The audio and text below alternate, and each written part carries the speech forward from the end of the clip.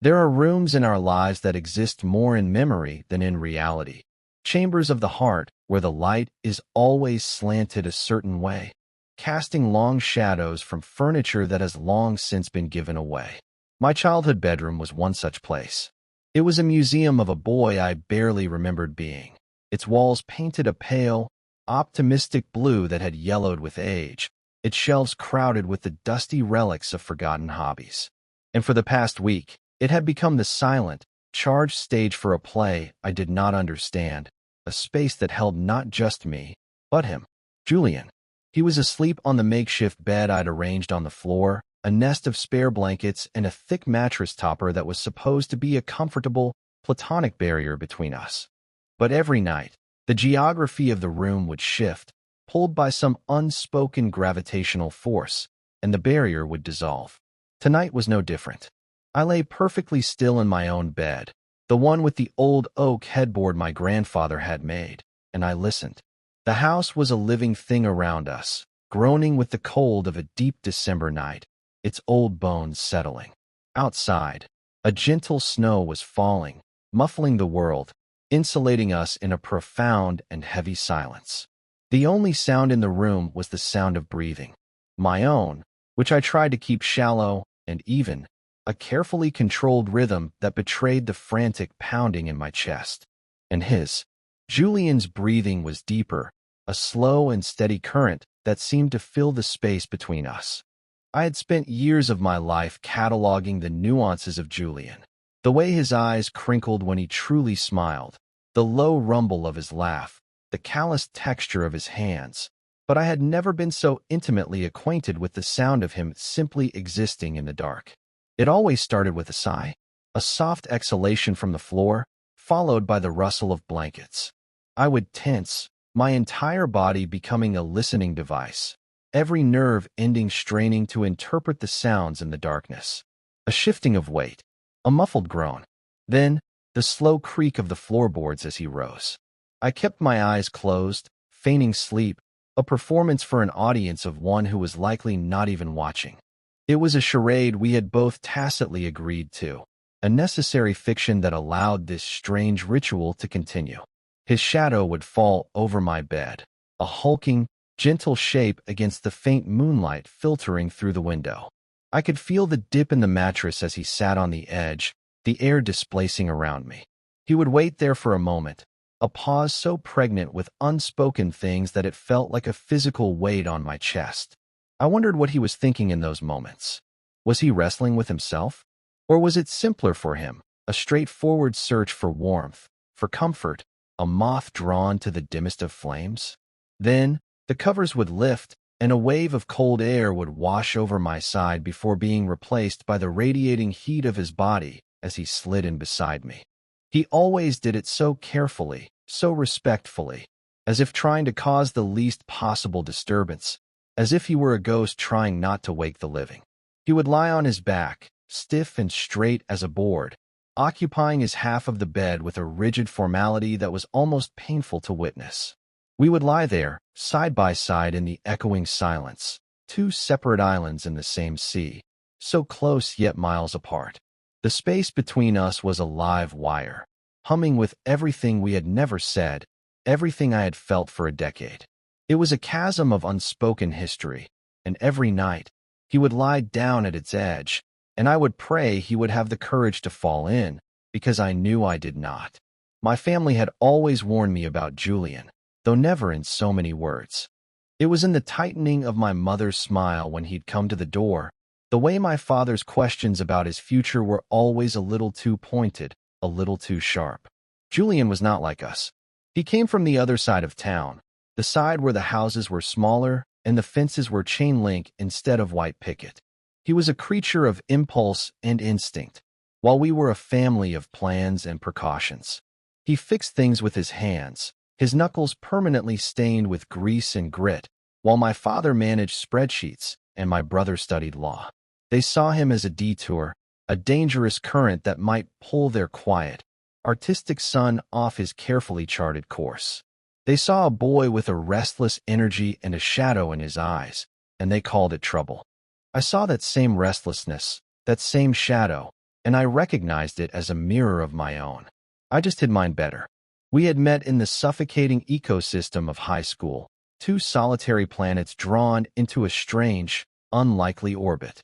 I was the quiet one, the boy who spent his lunch hours in the art room or the library, observing the world from behind the lens of a camera. He was the one who was always in motion, a blur of defiant energy on the soccer field, a flash of leather jacket disappearing down a side road on a beat-up motorcycle. We shouldn't have worked. By all the unspoken laws of teenage social structures, our paths should never have crossed.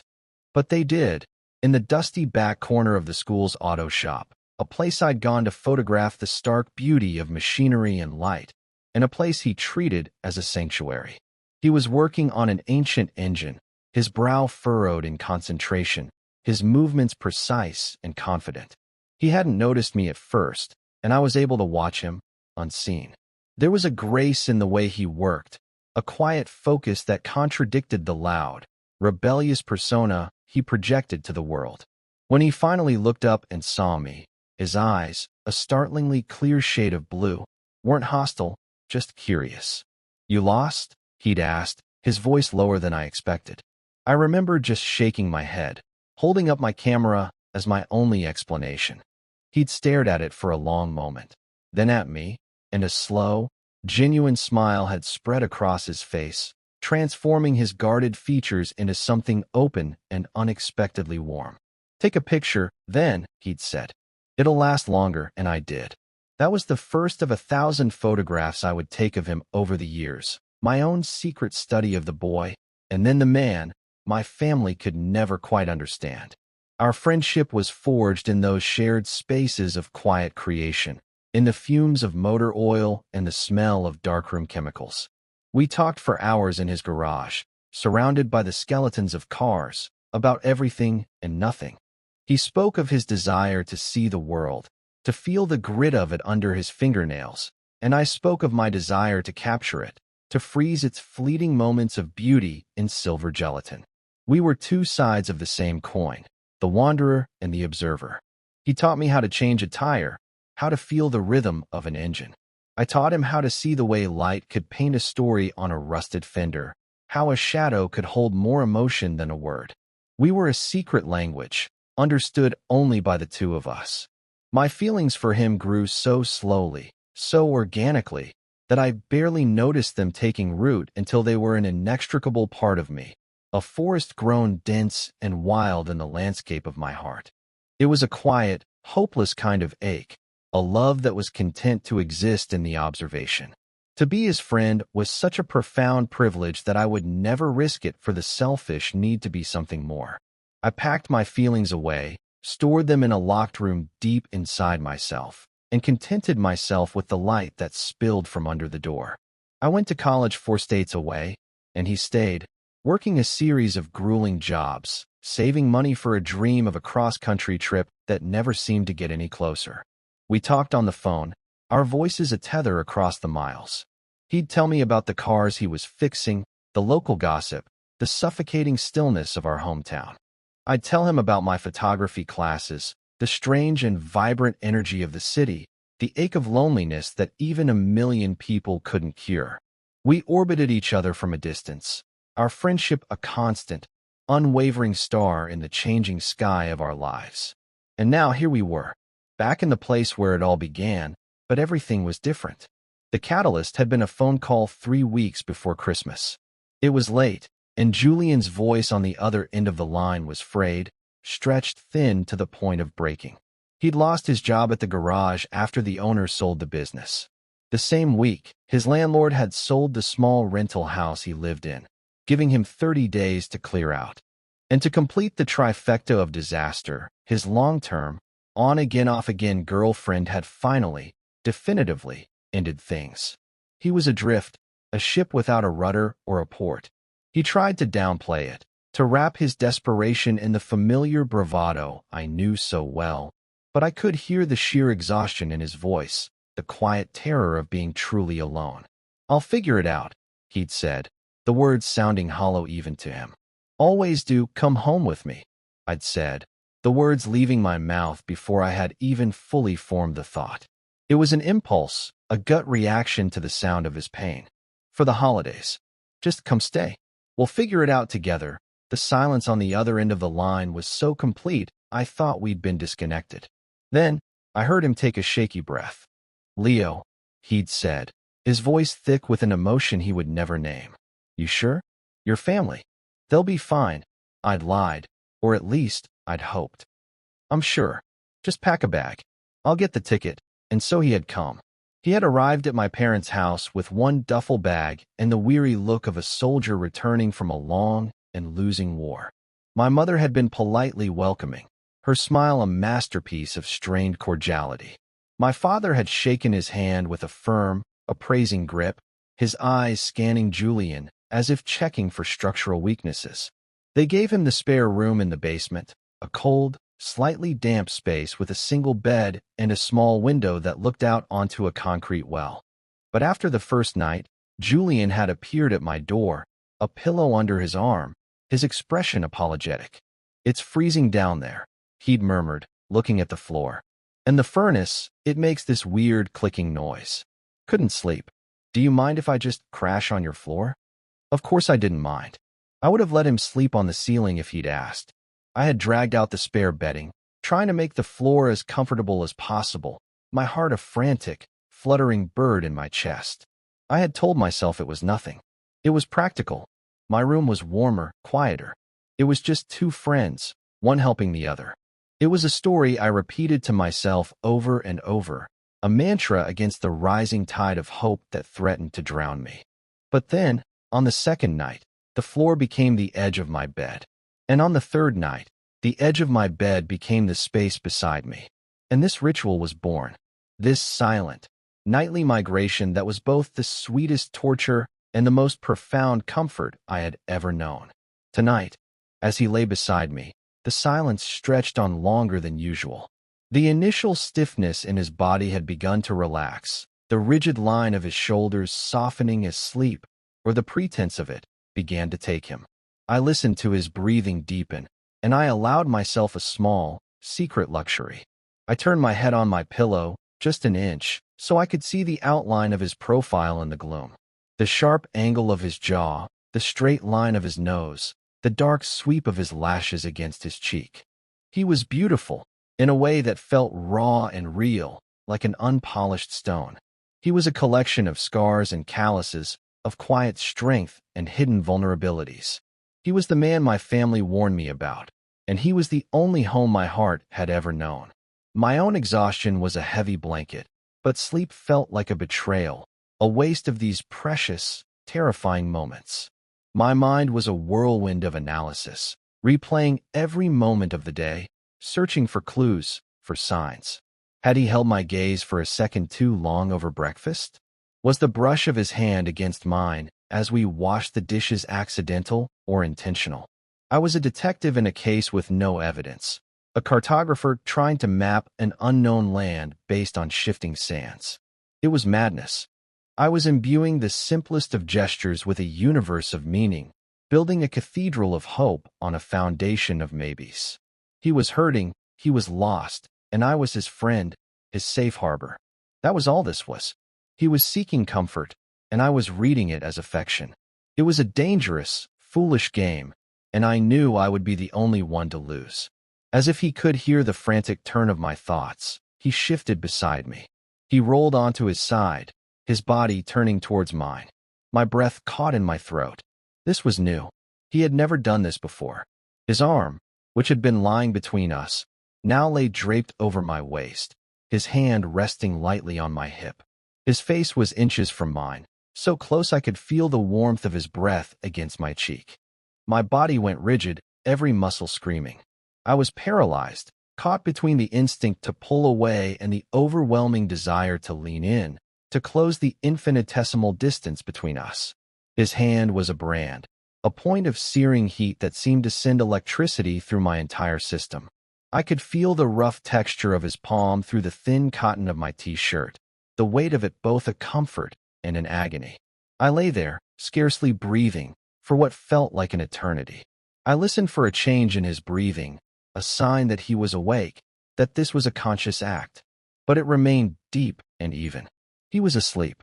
It was just an unconscious movement, a random shifting in the night. It meant nothing. I repeated the words to myself, a desperate litany. It means nothing. It means nothing. He's asleep. But my heart refused to listen. It hammered against my ribs, a wild and hopeful drumbeat in the silent room. This was the razor's edge I lived on every night. The exquisite torture of a proximity that was everything and nothing at once. His body was a question, and my own was a silent, screaming answer. I thought about the concept of liminal spaces, those transitional, in-between places that are neither here nor there. An empty hallway, a waiting room, a doorway at dawn. That was what we were. We were living in a liminal space, a temporary room built between friendship and something more. And I was terrified of what would happen when the sun came up, when the rules of the day returned, and we had to choose which side of the threshold to stand on. Would we retreat to the familiar safety of our old friendship, pretending these nights never happened? Or would we step forward into a new room, a new reality, from which there was no return? The fear of that choice was a cold knot in my stomach. To risk the friendship we had, the one sure and steady thing in my life, for the possibility of something more. It felt like standing at the edge of a cliff, wanting to fly but knowing the fall would destroy me. Julian sighed in his sleep, a soft, contented sound that vibrated through my own body. His fingers twitched against my hip, a fleeting, ghost-like touch. In that moment, all the analysis, all the fear, fell away, replaced by a wave of profound and overwhelming tenderness. It was so simple. He felt safe with me. In the midst of the wreckage of his life, in a house where he felt judged and out of place, this bed, this small space beside me, was his sanctuary. And maybe, just maybe, that was enough. Maybe it didn't need to be labeled or defined. Maybe it could just be this: two people finding warmth in the cold, a quiet port in a long and brutal storm. I closed my eyes, and for the first time all night, I allowed my own body to relax. I let the tension seep out of my muscles, and I leaned, ever so slightly, into his warmth. I let myself accept the weight of his arm, the comfort of his presence. It was a surrender, a quiet acceptance of the beautiful, terrifying ambiguity of it all. And as the first pale hints of dawn began to creep into the room, I finally drifted off to sleep, my last conscious thought a simple, silent prayer. Just let me have this. Just for a little while longer. The days that followed fell into a strange rhythm, a dual existence. By day, we were Leo and Julian, best friends. We navigated the landscape of my family with a practiced ease. We helped my mom with groceries, listened to my dad's stories about his work, played board games with my brother and his wife. We were a convincing performance of platonic camaraderie. We built a snowman in the front yard, our laughter echoing in the crisp winter air, a sound so normal, so carefree, that for a moment, I could almost believe it was the whole truth. We took long drives down snow-covered country roads in my old car, the heater blasting, listening to the worn-out mixtapes he'd made for me in high school. In the bright, unforgiving light of day, the line between us was clearly drawn, a border we both respected. We were careful with our touches, our glances. Everything was casual, easy, safe. But when night fell, the borders dissolved. The world shrank to the four walls of my bedroom, and the careful performance of the day gave way to the silent, undeniable truth of the night. The ritual continued, but it was evolving. The pretense of the cold floor was gone. Now, he would just wait until he thought I was asleep, and he would slide into the bed beside me. The hesitation was still there, but it was shorter now, the pause at the edge of the mattress more of a formality than a true question. The space between us shrank. He no longer lay ramrod straight, but would settle on his side, sometimes facing me, sometimes facing away, his back a warm, solid wall against my own. The touches became less accidental. A hand brushing my arm as he settled in. A foot nudging mine under the covers. One night, I woke from a dream to find his fingers loosely laced with mine, our hands resting on the pillow between us. I had lain there for over an hour, my heart beating a slow, steady rhythm against his, terrified that if I moved, if I even breathed too deeply, the spell would break and he would pull away. He never did. I became a student of his sleep, a connoisseur of his unconscious confessions. I learned that he mumbled when he was dreaming, fragmented words and names I couldn't quite catch. I learned that he had a small, jagged scar just above his right eyebrow that was only visible in the soft light of morning. I learned that the tension he carried in his shoulders during the day melted away completely in sleep, leaving him looking younger, more vulnerable, like the boy I'd first met in the auto shop. I was hoarding these details, these secret intimacies, like a dragon hoarding gold. They were mine alone, treasures from a sunken ship, and I polished them in the quiet of my own mind. I was living a secret life in the dark, a life so rich and full of feeling that the daytime world felt pale and washed out in comparison. My camera became my only outlet, the only safe way I could process what was happening. I started taking photographs of him again, just as I had when we were teenagers. But these were different. They weren't about capturing his restless energy or the defiant set of his jaw. They were quieter, more intimate.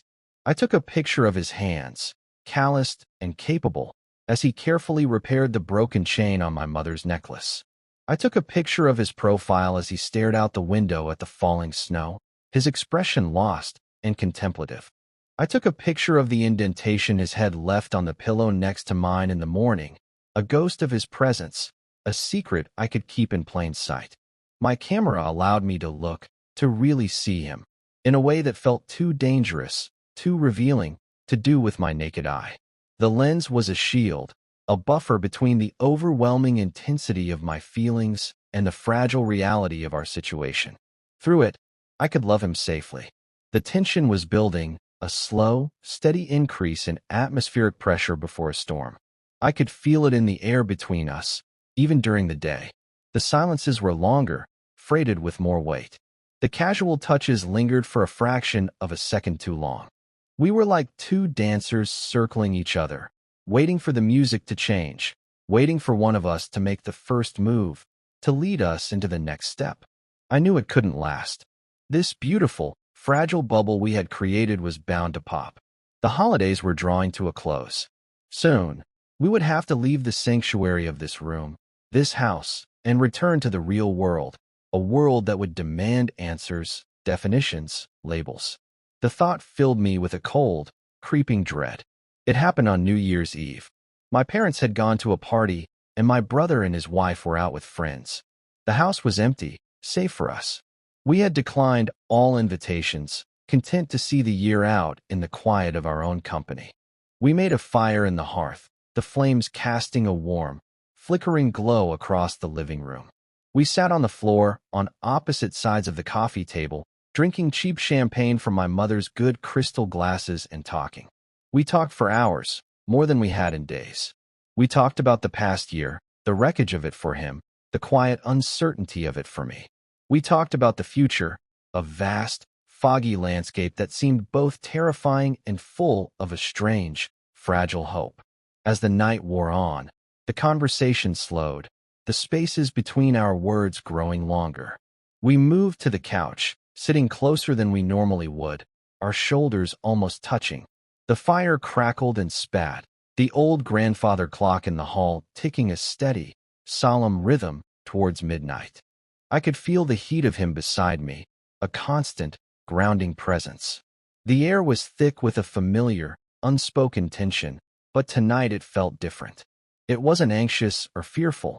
It was calm, expectant. It felt like the moment of stillness before the tide turns. "Leo," he said, his voice quiet, barely a whisper. He didn't look at me. He was staring into the fire, his face illuminated by the dancing flames. I waited. I didn't trust my own voice to speak. "Thank you," he continued, still not looking at me. "For everything. For letting me come here. For just being you. You don't have to thank me, Julian," I managed to say, my voice rough. "You're my best friend. Of course you'd be here." He finally turned his head, and his eyes met mine. In the firelight, his blue eyes seemed to hold a universe of emotion, a depth I had never seen before. There was gratitude, Yes, but there was something else, too. Something raw and vulnerable and searching. It was the same look I'd seen in his eyes in the dark of my bedroom. But now, here in the light, it was undeniable. "Is that what we are?" he asked, his voice so soft it was almost lost in the crackle of the fire. "Best friends." My heart stopped. The world seemed to tilt on its axis. This was it. The question. The precipice. I had a choice. I could play it safe. I could laugh it off, say, of course, what else would we be, and retreat to the safety of the familiar. Or I could tell the truth. I could take the leap. The silence stretched between us, a taut, vibrating wire. I saw the fear in his eyes, a mirror of my own. He was terrified of my answer. He had opened a door, just a crack, and he was waiting to see if I would slam it shut or push it open. I thought of all the nights spent lying beside him, of the silent conversations we'd had in the dark. I thought of the weight of his hand in mine, the warmth of his breath on my cheek. I thought of a decade of unspoken love, a feeling so large and so powerful it felt like it might finally tear me apart. And I knew I couldn't lie. Not anymore. I didn't answer with words. I couldn't. Instead, I just held his gaze, and I let him see it. I let him see everything I had kept hidden for so long. I dropped the shields, dismantled the walls, and I let him see the raw, unvarnished truth in my eyes. The yearning, the fear, the profound, unconditional love. His breath hitched, a tiny, sharp sound in the quiet room. His eyes widened slightly as he recognized what he was seeing. And in his gaze, I saw the reflection of my own feelings, a dawning realization, a terrified and beautiful acceptance. The clock in the hall began to chime, a deep, resonant bell marking the death of the old year and the birth of the new. 1, 2, 3. He didn't break eye contact. 4, 5, 6. He slowly, tentatively, began to lean in. My heart was a thunderous roar in my ears. 7, 8, 9. My own body moved as if pulled by a magnetic force, closing the final distance between us. 10, 11. His lips met mine on the 12th chime. It was not a passionate, explosive kiss. It was not the stuff of movies. It was something far more real, far more profound. It was hesitant, gentle, a question and an answer all at once. It was the taste of champagne and wood smoke and 10 years of unspoken longing. It was the soft, chapped texture of his lips, the slight scratch of his stubble against my skin. It was a quiet confirmation, a silent treaty signed in the dying embers of the fire. We kissed for a long moment, a slow, gentle exploration in the new silence of the house. When we finally pulled apart, we just looked at each other, our foreheads resting together. His eyes were shining, his breathing as unsteady as my own. "Oh," he whispered, a single, breathy syllable that held a world of surprise and relief and wonder. "Yeah," I whispered back. "Oh," he closed his eyes and a single tear escaped, tracing a path down his temple. He didn't try to wipe it away. He just breathed, a long, shuddering sigh of release, as if he had been holding his breath for his entire life and was only now, in this moment, able to let it go.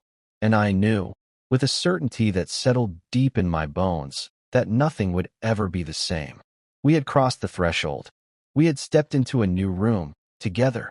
And for the first time, I wasn't afraid of what I would find inside. The morning after was a study in silence, but a new kind of silence. It wasn't the tense, analytical quiet of the previous weeks. It was a fragile, shimmering thing, full of unspoken wonder and a terrifying amount of uncertainty. We woke up tangled together in my bed, a landscape of limbs and shared warmth that felt both shockingly new and deeply, anciently familiar. The pale morning light of the new year filtered through the window, painting everything in soft, forgiving tones. Julian's arm was thrown possessively over my chest, his head tucked into the curve of my shoulder, his breathing a steady, peaceful rhythm against my neck. I lay awake for a long time, just watching him, memorizing the peaceful expression on his face, trying to burn this moment into my memory. It felt like a dream I was afraid to wake from, a perfect, crystalline thing that the harsh light of day might shatter. When he finally stirred, his eyes fluttered open and met mine. For a split second, there was a look of pure, unguarded contentment. Then, like a shutter closing, awareness dawned, and with it came a wave of something else. Panic. He pulled back so quickly it was as if he'd been burned, disentangling himself from me and sitting up on the edge of the bed, his back to me. The sudden cold air where his body had been was a physical shock. I should, go see if your mom needs help with breakfast, he mumbled, not looking at me. He stood up, pulled on his jeans from the floor, and was out of the room before I could even form a word. The silence he left behind was heavy and cold.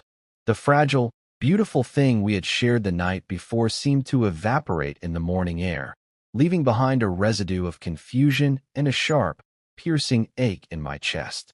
I had been so sure. The way he had looked at me, the way he had kissed me, it had felt like a confession, a mutual arrival at a long-awaited destination. But now, it felt like I had imagined it all. He was gone, and the wall between us, the one I thought we had finally, irrevocably demolished, was being rebuilt, brick by painful brick. The next 2 days were a masterclass in avoidance.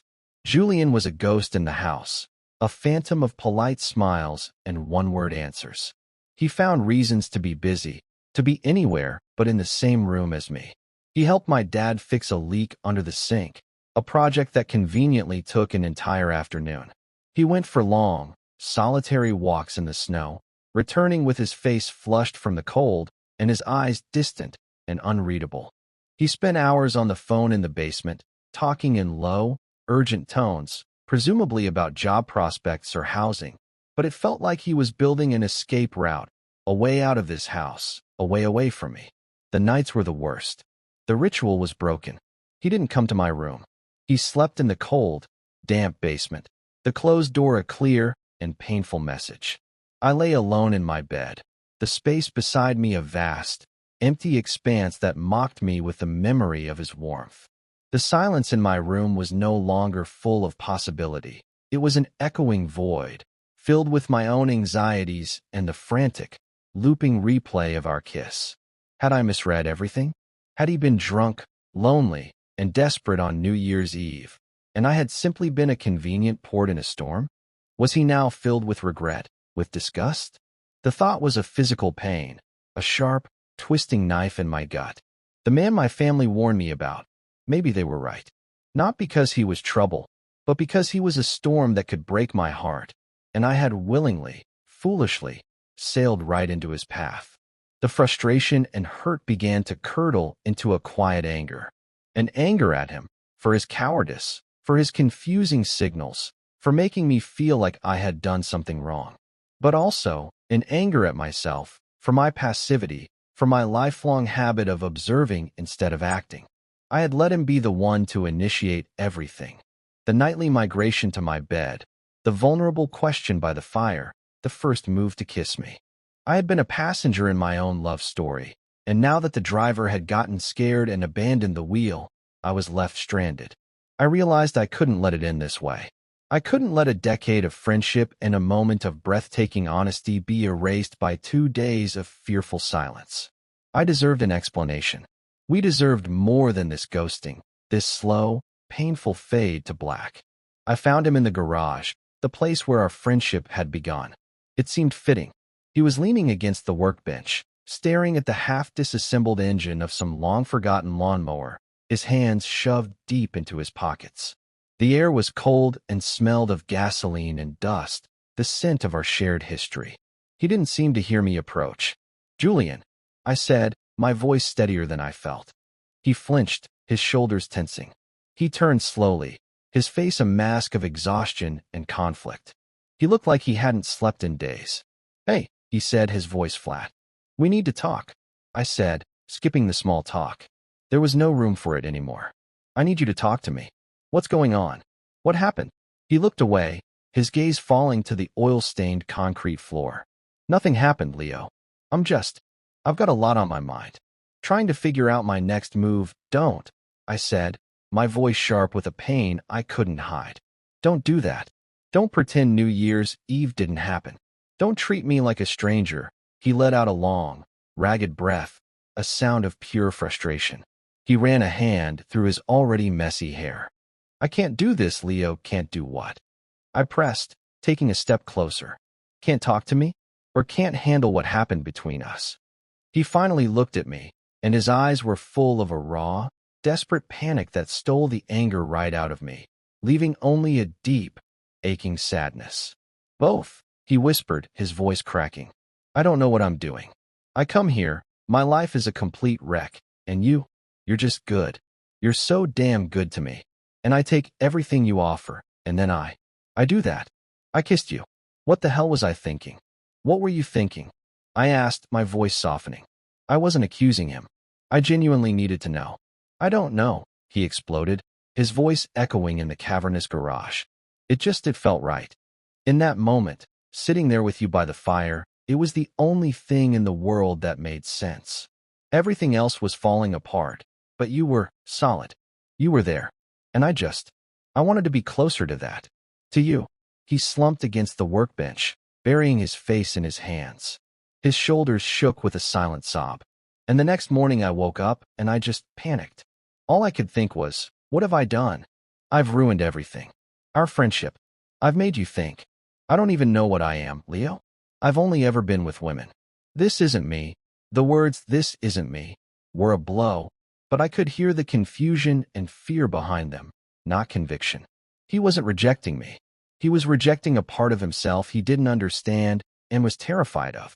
I walked over to him and stood there for a moment, my heart breaking for his turmoil. Then, I slowly, gently, reached out and placed a hand on his back. He flinched at my touch, but didn't pull away. What about the other nights, Julian? I asked softly. Before the kiss. When you came to my room. What was that? He was silent for a long time, his breathing ragged. I was so lonely, he finally said, his voice muffled by his hands. And your room. Being near you. It was the only place I felt safe. The only place the noise in my head would stop. I told myself it was just about the warmth, about not wanting to be alone in that basement. But that was a lie. It was about you. It's always been about you, I think. I never let myself see it. Never let myself think about what it meant. He finally lifted his head from his hands and looked at me, his eyes red-rimmed and pleading. I'm so scared, Leo.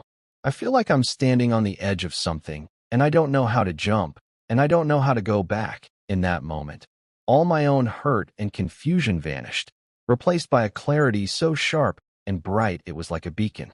He wasn't running from me. He was running from himself. And he was lost. I thought of all the times he had been my anchor, the one who could fix anything, the one who always seemed so sure of his place in the physical world. And now, in the treacherous landscape of the heart, he was the one who needed a guide. And for the first time in my life, I knew I couldn't just be the observer. I had to be the anchor. Then don't, I said, my voice firm but gentle. Don't jump. And don't go back. Just stand here. With me. We don't have to name this. We don't have to know what it is or where it's going. We just have to not be scared of it. Can you do that? Can you just not run away? He stared at me, his blue eyes searching my face, looking for what? A trap? A trick? He found none. He only found the same steady, unwavering affection that had always been there. He let out a long, shuddering breath, a final exhalation of all the fear and panic he'd been holding on to. He nodded, a small, almost imperceptible movement. But it was enough. Okay, he whispered. Okay, Leo. I won't run. He closed the small distance between us and wrapped his arms around me, pulling me into a hug so tight it felt like he was trying to fuse us together. He buried his face in my shoulder, and I held him, my own arms wrapping around his strong back, feeling the tension finally begin to seep out of him.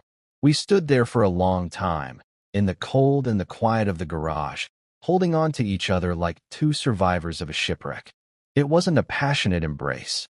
It was something deeper. It was a promise to be brave, a promise to stay. And in the shared warmth of our bodies, in the silent understanding that passed between us, the foundation of our new world began to settle, solid and sure beneath our feet. The conversation in the garage was not an end, but a beginning. It didn't magically solve everything, but it opened a door that had been sealed shut by fear, and it let in the light. We began to talk. Really talk. Not just about cars or photography or the weather, but about the fragile, terrifying, beautiful thing that was growing between us. The conversations were hesitant at first, clumsy and awkward, like learning a new language. We spent hours in my room, the door closed, the rest of the world shut out. He told me about the pressures he'd always felt, the unspoken expectation to be a certain kind of man, a mold he'd never quite fit. He spoke of his past relationships as things he'd fallen into, paths of least resistance that had never led him anywhere he truly wanted to be. He admitted that his feelings for me, this deep, magnetic pull he'd always felt but never understood, scared him because they felt more real, more essential than anything he had ever felt before. And I talked too. I told him about the years of quiet observation, of the love I had carefully hidden away for fear of losing him. I told him how his presence in my life had always been a source of both profound comfort and a quiet, persistent ache. I confessed that the nights he'd spent in my bed were the most exquisite torture I had ever known. We laid our histories, our fears, our vulnerabilities out between us like a collection of fragile artifacts. And in the sharing of them, we found not judgment or fear, but a deep and resonant understanding. We were two halves of a story that had been written long ago, and we were only just now learning how to read it together. The physical dynamic between us shifted, becoming something intentional and sure-footed. That night, after our talk in the garage, he didn't hesitate. He came to my room when the house grew quiet, but there was no pretense. He walked in, met my eyes across the dimly lit space, and came straight to the bed. He slid under the covers beside me, and his movements were not tentative or apologetic. He turned to me, his body a warm, solid line against mine, and he took my hand, lacing his fingers through mine. "Is this okay?" he murmured, his breath warm in the cool air. It was the first time the question had been asked aloud, the first time consent was made explicit, and the simple words were more powerful than any grand declaration of love. "It's more than okay," I whispered back, squeezing his hand. "It's everything." He kissed me then, and this kiss was different from the first. It was not a hesitant discovery, but a confident affirmation. It was a kiss that said, "I am here. I am choosing this. I am choosing you." The fear was gone, replaced by a quiet certainty that felt like coming home. We didn't do more than that. We didn't need to. The intimacy we were building was not about passion, not yet. It was about safety. It was about creating a space where two people who had been lonely for a very long time could finally, truly rest. We fell asleep in each other's arms, and for the first time, my sleep was deep and dreamless, a peaceful, untroubled calm. Our last few days at my parents' house were lived in a sort of secret, blissful bubble. To the outside world, nothing had changed. We were still just Leo and Julian. But between us, a whole new universe had been born. It existed in the small, stolen moments. A lingering look across the dinner table. The brush of his knee against mine under the table. The way he would find my hand and give it a quick, reassuring squeeze when he thought no one was looking. My family, I think, noticed a shift. They didn't know what it was, but they could see that the restless, stormy energy in Julian had calmed. He was quieter, more present. The haunted look in his eyes had been replaced by a soft, steady light. My mother's smiles became a little less strained, my father's questions a little less pointed. They didn't understand the source of the change, but they could see that their son's troubled friend seemed, for the first time, to be at peace. The day we were set to leave, to drive back to my apartment in the city, was bittersweet. I was eager to leave the watchful eyes of my family, to take this new, fragile thing we were building and place it in the context of our own lives, our own space. But I was also grateful for this house, for this room, for the strange, pressurized environment that had forced us to confront the truth we had been avoiding for so long. As we packed the car, my father came out onto the porch. He watched Julian expertly fitting our bags into the trunk, a Tetris master of luggage. "He's good with his hands," my father said, coming to stand beside me. It wasn't a question. It was a simple statement of fact, but the tone was different from any he had used before. It was a tone of grudging respect. "He is," I said. "He can fix anything," my father nodded. his eyes still on Julian. "You seem good for him, son. He seems calmer." It was the closest he would ever come to giving his blessing, to admitting that perhaps his judgment had been wrong.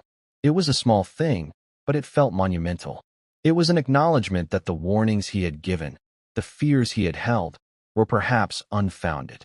He wasn't warning me about Julian anymore. He was seeing him. The drive back to the city was quiet, but it was a comfortable, companionable silence. The landscape shifted from the snow-covered fields of my hometown to the gray, sprawling suburbs of the city. It felt like we were traveling between worlds, leaving the past behind and driving toward an unknown future. When we finally pulled up to my small apartment building, it was late. We hauled our bags up the 3 flights of stairs, the exertion leaving us breathless and laughing. My apartment was small, just a living room, a tiny kitchen, a bedroom, and a bathroom. It had always felt like a temporary space, a place to sleep, not a home. But as I watched Julian walk through it, his presence seemed to instantly change the character of the rooms. He ran a hand over the worn fabric of my armchair, looked through the stack of photography books on my coffee table, peered out the window at the city lights. He was grounding the space, making it real. That night, there was no question of where he would sleep. We showered and crawled into my bed, the bed that was mine alone, not a relic of my childhood. And as we lay there, in the quiet of my own home, surrounded by the sounds of the city, I felt a sense of peace so profound it was almost overwhelming. "You know," he murmured, his voice a low rumble in the dark. "My whole life, I've been running. Running from that town, from my family, from jobs I hated. Just always looking for the next thing, the next place. I thought I was looking for an escape." He shifted, turning to face me, and propped himself up on one elbow. His face was a landscape of shadows and soft light from the street lamp outside. But I was wrong. I wasn't looking for a place to run to. I was looking for a place to stop. A place to just be. He reached out and gently traced the line of my jaw with his thumb, his touch sending a shiver of warmth through me. "I think I found it," he whispered. And in that moment, I understood the great, beautiful irony of it all. My family had warned me that Julian was a dangerous current, that he would pull me off my steady, predictable course. And they were right. He had. He had pulled me away from the safe, lonely shore I had been stranded on. He had pulled me into the deep, into the beautiful, terrifying, unpredictable waters of a real, shared life. He was not a detour. He was the destination. There are moments in your life that arrive disguised as something ordinary, a friend needing a place to stay, a quiet night by a fire. You don't recognize them as turning points at the time. It's only in looking back that you can see the precise, crystalline instant when the path of your life diverged, when a door you never even knew was there swung silently open. For me, that moment was a kiss in the firelight, a whispered confession in a cold garage. It was the quiet courage to stop observing and to start living. It was the realization that the man my family always warned me about was not a danger to be avoided, but a home I had been searching for my entire life. And as we lay there, in the quiet of our new beginning, I knew that we would continue to heal, not in grand gestures or loud declarations, but in the beautiful, honest silence we had finally learned how to create together.